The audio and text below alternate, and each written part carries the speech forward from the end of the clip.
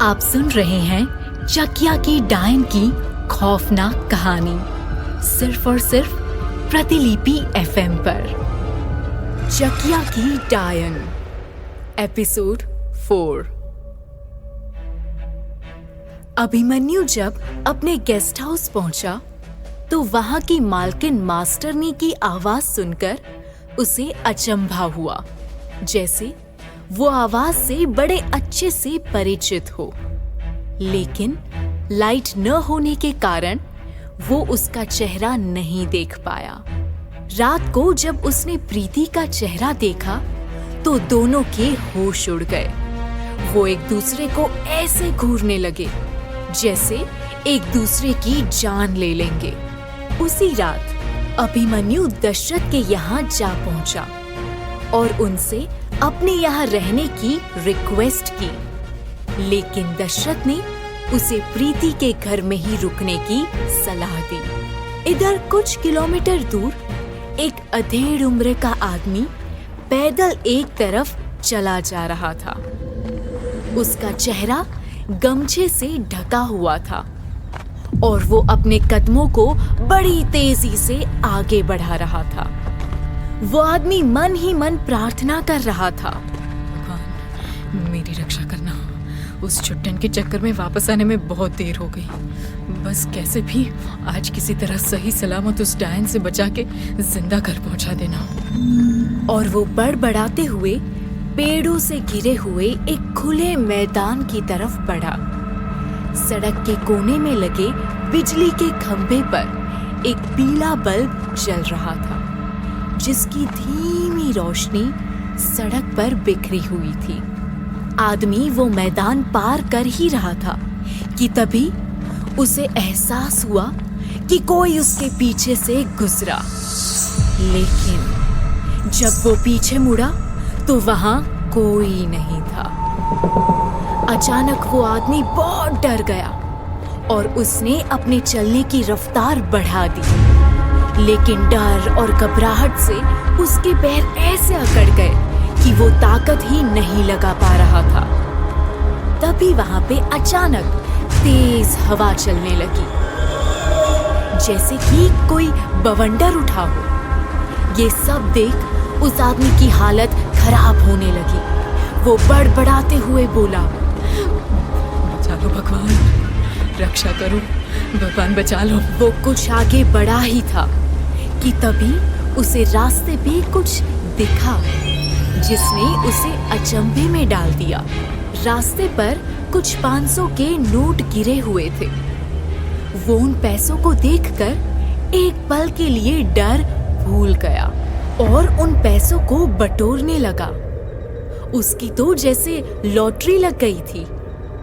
तभी पैसे उठाते हुए उसके हाथ एक लाल रंग का कपड़ा आ गया। वो बुरी तरह से चौंक गया। तुरंत ही पीछे से एक दर्द भरी मीठी सी आवाज उसके कानों में पड़ी, सुनिए जी। अचानक ऐसी घनी रात में कोई आवाज सुन वो कांप सा गया। उसके माथे पर पसीने की बूंदें उभर आई। अभी उस औरत की आवाज थोड़ा और करीब से आई, वो आपने जो पैसे उठाए हैं वो मेरे हैं। तेज हवा के कारण मेरे हाथों से उड़ गए। पैसों का लालच और मदहोश कर देने वाली आवाज, दोनों के मोहजाल में फंसा वो इंसान पीछे मुड़ा तो सामने का नजारा देख वो हैरत से भर गया। उसके सामने एक बेहद खूबसूरत औरत खड़ी थी जो किसी बला से कम नहीं लग रही थी। लंबे घने बाल, चटक लाल साड़ी, माथे पर लाल रंग की बिंदी और आधा चेहरा घूंघट से ढका हुआ। एक पल के लिए वो आदमी उसके हुस्न में खो सा गया। वो औरत अभी थोड़ा और करीब आते हुए बड़ी लुभावनी आवाज में बोली, देखिए मैं रास्ता भटक गई हूँ और मेरे पास घर वापस जाने के लिए सिर्फ इतने ही पैसे हैं, तो प्लीज आप मेरे पैसे लौटा दीजिए। तभी अचानक से हवा का एक जोर का झोंका आया और उस औरत का पल्लू एक पल के लिए सरक गया और उसी एक पल में उस आदमी का ईमान भी सरक गया। वो डर को पीछे छोड़ते हुए उस औरत की तरफ बढ़ चला और उसे ऊपर से नीचे तक घूरते हुए पैसे वापस कर दिए। उसने इसी बहाने उस औरत का हाथ पकड़ते हुए कहा, आज रात मेरे घर पे रुक जाओ, कल सुबह चली जाना। उसके बदले में मैं तुम्हें इससे भी ज्यादा पैसे दूंगा। उस औरत ने मुस्कुराकर हाँ में अपना सिर हिलाया। मौका देख वो आदमी उस औरत के और करीब आ गया और उसे बाहों में भरने की कोशिश करने लगा। वो औरत हंसते हुए बोली, इतनी भी जल्दी क्या है, अभी तो शुरुआत है। एक बार इस साड़ी में ढकी मेरी खूबसूरती देख लोगे, फिर तो तुम पागल ही हो जाओगे। ये सुन जैसे उस आदमी की लार टपकने लगी, उसने बेचैन होते हुए कहा, मुझे तुम्हारी खूबसूरती अभी देखनी है। अगले ही पल एक और तेज हवा का झोंका आया और उस औरत का घूंघट एक झटके में उड़ गया।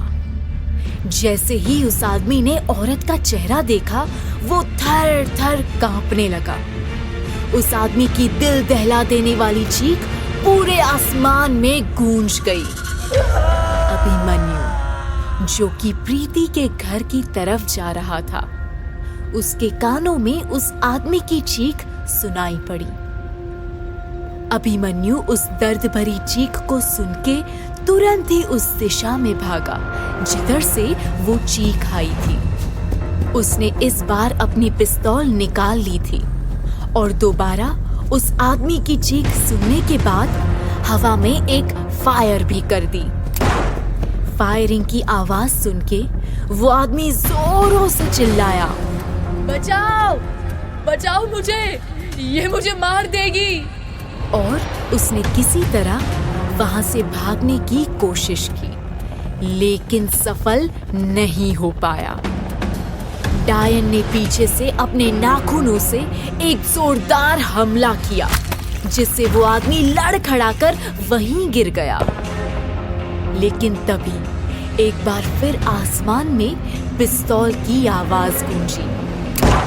अभिमन्यु भागता हुआ जैसे ही उस खुले मैदान में पहुंचा, तो वो औरत वहां से गायब हो चुकी थी। वहां सिर्फ एक लाल दुपट्टा पड़ा था। अभिमन्यु ने तुरंत ही लाल दुपट्टा उठाया तो उसे याद आया कि ऐसा ही लाल दुपट्टा उसने बरगद के पेड़ के पास देखा था। उसने चारों तरफ देखा, लेकिन वहां कोई भी नहीं था। वो थोड़ा ऊंची आवाज में बोला, कौन है यहाँ? कौन चिल्ला रहा था? सामने आओ। तभी अचानक से अभिमन्यु को महसूस हुआ कि किसी ने उसका पैर पकड़ लिया। डर से उसकी चीख निकल गई। कौन है? उसने पीछे मुड़कर देखा तो नीचे एक अधेड़ उम्र का इंसान लगभग अधमरी हालत में करहा रहा था। अभिमन्यु ने देखा तो उसे बहुत गहरी चोट आई थी। उसकी पीठ पर एक गहरा घाव था और पूरा कुर्ता खून से लथपथ हो रखा था। अभिमन्यु ने उसे संभालते हुए पूछा, क्या हुआ आपको? किसने किया ये सब? वो आदमी इतना डरा हुआ था कि उसके मुंह से एक शब्द भी नहीं निकल पा रहा था। अभिमन्यु उसे हौसला देते हुए बोला, डरो मत, बताओ कौन था यहाँ? उस आदमी ने किसी तरह एक पेड़ की तरफ इशारा किया।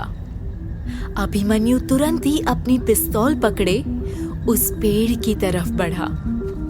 वो जैसे जैसे आगे बढ़ रहा था, उसके अंदर घबराहट भी बढ़ती जा रही थी। वो बड़ी सावधानी से उस पेड़ के पीछे पहुंचा तो पाया कि वहां कोई भी नहीं था। उसने इधर उधर भी देखा, लेकिन वहां कोई नहीं दिखाई दिया।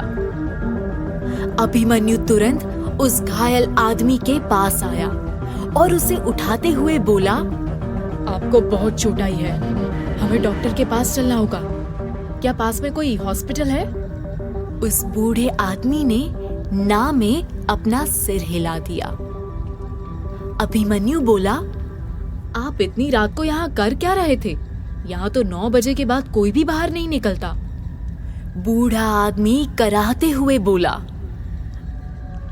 मुझे बलिया शहर से वापस आने में देरी हो गई। अभिमन्यु उत्सुकतावश बोला, फिर क्या हुआ?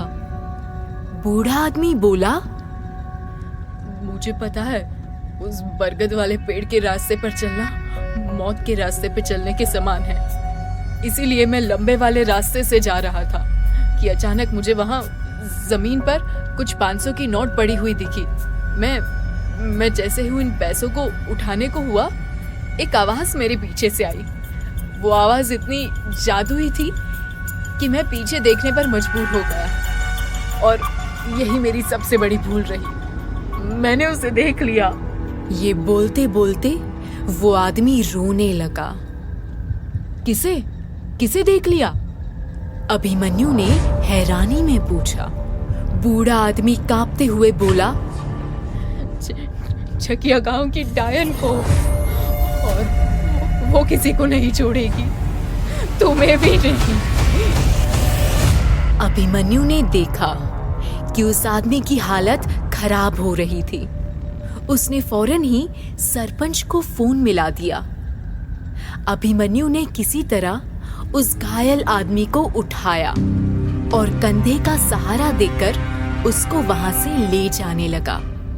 रात बहुत हो चुकी थी और वो बूढ़ा आदमी अभी भी डर के कारण कांप रहा था। उसे अभी भी लग रहा था जैसे किसी भी वक्त उस पर हमला हो सकता है। यहाँ तक कि खुद की जमीन पर पड़ती परछाई को देखकर भी उसकी रूह कांप रही थी। अभिमन्यु ने उस आदमी का डर भांप लिया और उससे नरम आवाज में बोला, आप मेरे साथ बिल्कुल सुरक्षित हैं। अब आप पर कोई भी हमला नहीं कर पाएगा। मुझ पे भरोसा रखिए। अभिमन्यु के मुंह से ऐसे शब्द सुन उस आदमी को थोड़ी सी राहत महसूस हुई। तभी दूर से अभिमन्यु को एक गाड़ी की आवाज सुनाई दी और कुछ ही पलों में एक गाड़ी मैदान की तरफ आती दिखाई दी। वो गाड़ी अभिमन्यु के पास आकर रुकी और उसका दरवाजा खोलकर सरपंच हड़बड़ाहट में बाहर आए। सरपंच ने उस बूढ़े आदमी को देखते ही पहचान लिया और हैरानी से उसके घावों को देखने लगे। सरपंच चिंतित भाव से उस बूढ़े आदमी की तरफ देखते हुए बोले, अरे लाल सिंह, ये सब कैसे हुआ? किसने इतनी बुरी तरह से घायल कर दिया तुम्हें? वो बूढ़ा आदमी दर्द में कराहते हुए बोला, वो डायन वापस आ गई है सरपंच जी। वैसे ही नैन नक्श, लंबे बाल, वही खौफनाक आंखें, ठीक वैसे ही जैसे 25 साल पहले थे। अब वो किसी को नहीं छोड़ेगी। कुछ करिए सरपंच जी। आज मैं था, कल आप भी हो सकते हैं उसका शिकार। सरपंच ये सुनकर अचानक घबरा गए। उनके माथे पे चिंता की लकीरें उभर आई।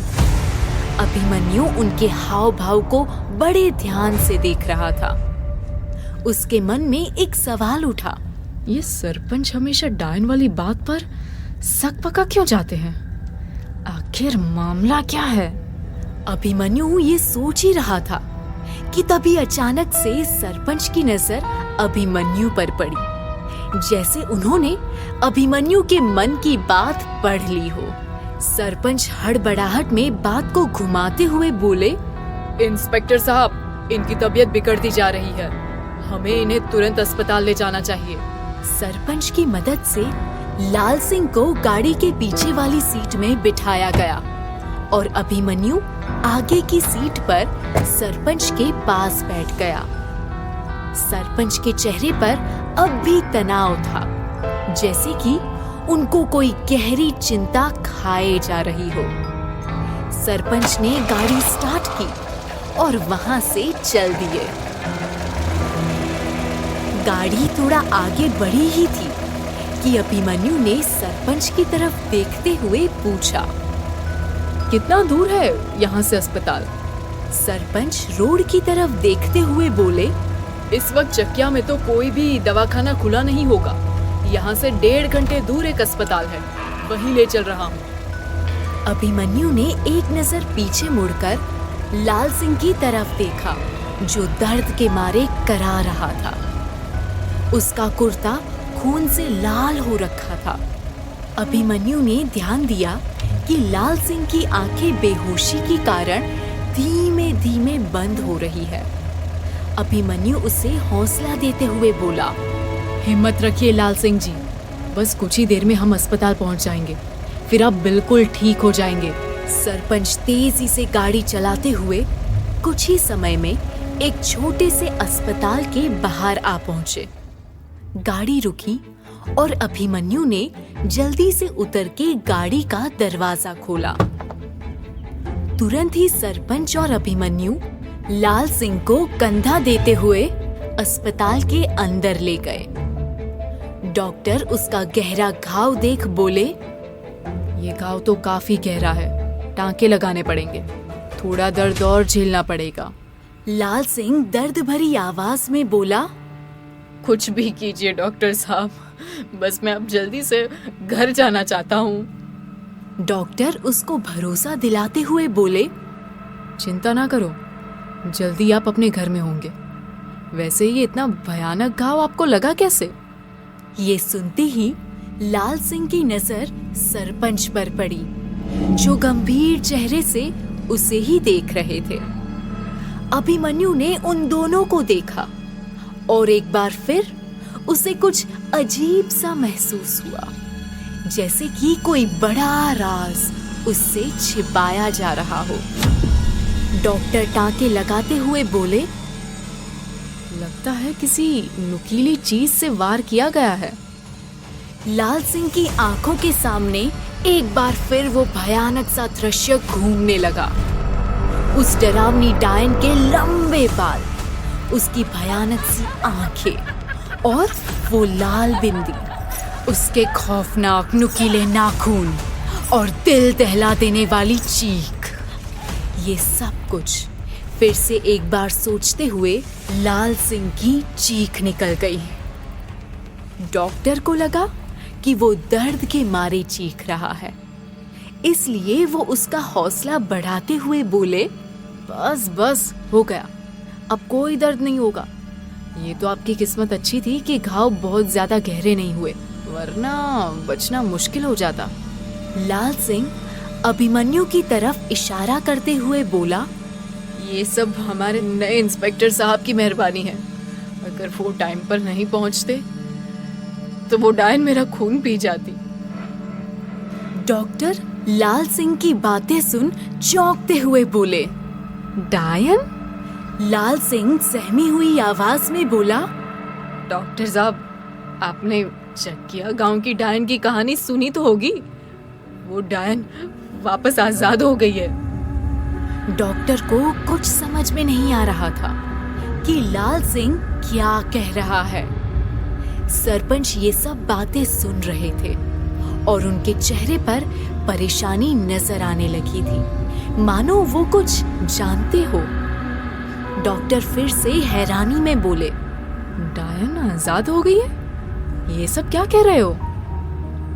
सरपंच तुरंत बोले, डॉक्टर साहब, ये सब गांव वालों की मनगढ़ंत कहानियां हैं। आप इनकी बातों पर ज्यादा ध्यान ना दें। ये सुन लाल सिंह के मुंह से निकला, मनगढ़ंत नहीं, सच है।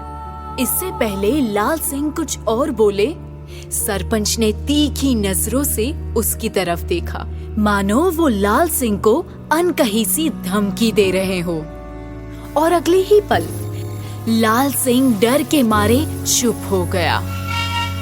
वहीं खड़ा अभिमन्यु ये सब देखकर हैरान रह गया। उसे बड़ा अजीब लगा। उसने इतना जरूर समझ लिया कि सरपंच कुछ तो जानते हैं जो वो किसी को बताना नहीं चाहते हैं। लेकिन क्यों? ऐसी क्या बात है? क्या सरपंच अभिमन्यु की मदद करेंगे? क्या इन सब हत्याओं में सरपंच का कोई हाथ है? क्या अभिमन्यु जान पाएगा डायन का सच और सुलझा पाएगा इन हत्याओं की गुत्थी? इन सभी सवालों के जवाब जानने के लिए सुनिए अगला एपिसोड, सिर्फ और सिर्फ प्रतिलिपि FM पर।